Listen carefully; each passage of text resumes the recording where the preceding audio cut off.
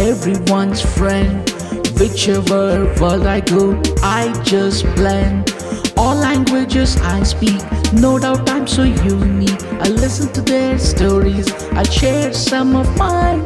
And when I gain some knowledge, my antenna shines. I am an alien, I'm everyone's friend.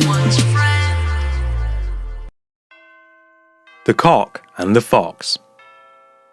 One day, Gugu was visiting the goat, who was beautifying itself to go meet the fox, as the fox had called the goat home for dinner. Gugu found it a little fishy that someone like the fox would invite anyone home for dinner. It felt the need to caution the goat and asked the goat if he would like to listen to a story before he left to the fox's house. The goat loved listening to stories and so readily agreed. It was a bright evening, and as the sun was sinking on a glorious world, a wise old cock flew into a tree to roost. Before he composed himself to rest, he flapped his wings thrice and crowed loudly.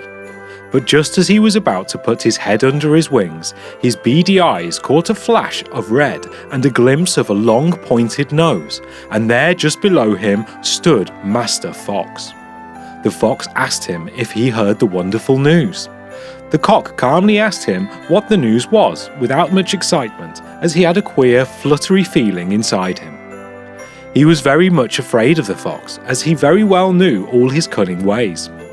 The fox told him that his family, the cock's family, and all the other animals of the forest had agreed to forget their differences and live in peace and friendship from then on forever.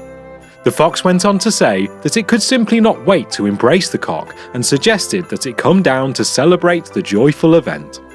The cock exclaimed, "How grand! I am certainly delighted to hear the news." But even as he spoke in an absent way, he was stretching up on tiptoes and seemed to be looking at something afar off. The fox became anxious and asked him what it was that he saw.